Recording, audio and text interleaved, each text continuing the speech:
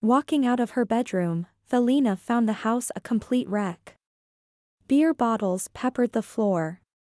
Broken glass was everywhere, and her mother, who at one time was the most beautiful woman in her eyes, was sprawled out, half on the couch and half on the floor, asleep. This scene should be abnormal, but to this 16-year-old girl, it was common.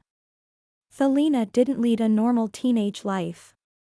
No, she was responsible for cleaning up after an alcoholic mother whose life had stopped moving forward years ago. Although Felina endured arduous chores, she remained positive that there was more to life ahead and never complained. She hoped that Maria's love for her was stronger than her love for alcohol, and it kept her daydreaming about the future. Felina donned her sturdy pink fluffy house shoes, a black cotton robe, and continued into the shattered house Maria had haphazardly partied in the night before. Cleaning was Felina's priority. She looked at Maria passed out and wished her mother had stayed home last night. If she was like other mothers, she wouldn't have come home drunk. No, Maria would have been home paying attention to Felina and caring about her future. Instead, Maria had torn the house up in what was no doubt a fit of rage. Today was Felina's first day at a new job, her first job. She wanted to be ready for what was to come. Looking around, Felina already knew how to clean well. It was something she had learned from an early age, which meant cleaning someone else's house wouldn't be hard.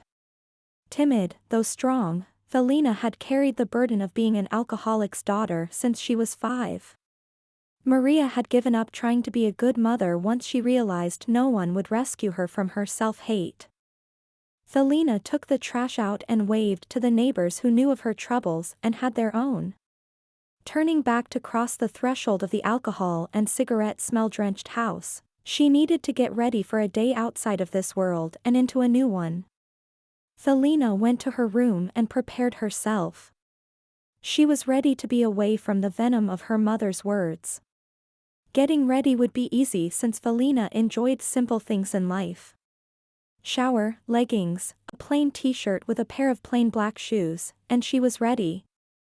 There was no makeup, curling irons, or straight irons, only a brush and moisturizer for the teenager whose life taking care of her mother kept her too busy to worry about beauty and fashion. Felina exited the room, grabbed her backpack filled with the items the company had suggested she brought, and was ready to go to her first day of work. With her long, brown hair tumbling in the doorway's breeze, Felina decided she had done what she could and stepped through the threshold. She left the small one-bedroom house she shared with her mother and went into a cruel and unforgiving world that she had heard of her entire life.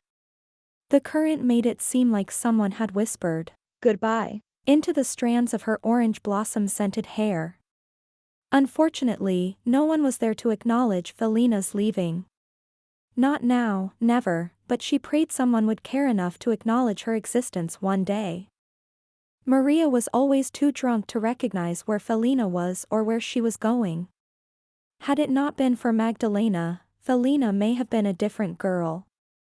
Because of Magdalena's love, Felina is a humble young lady with values and a virtuous mind.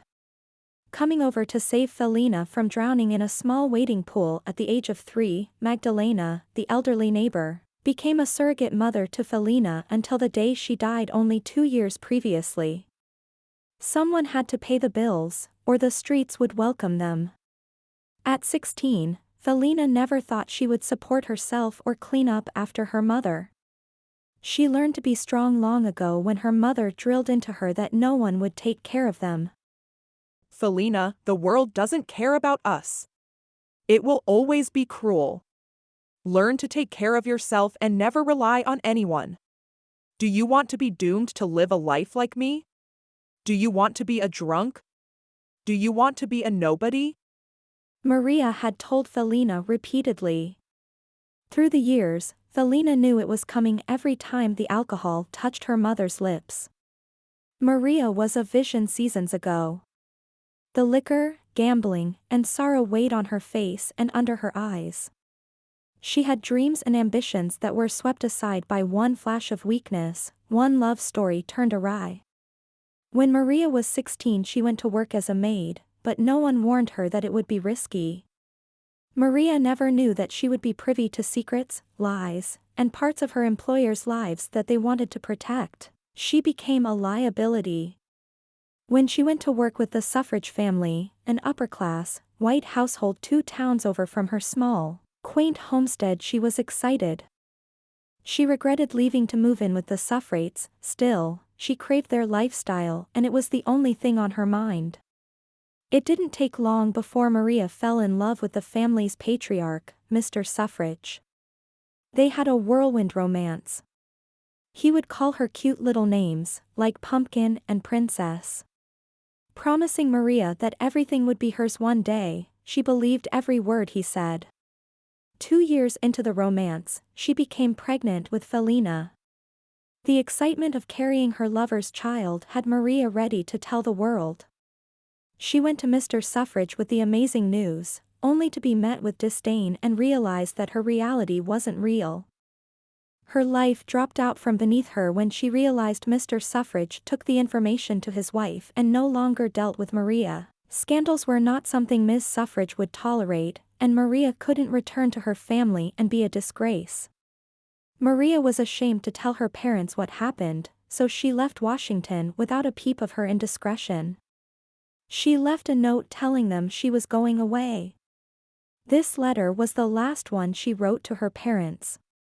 Ms. Suffrage shipped Maria off to Whitestown, Texas, to hide her husband's illegitimate child.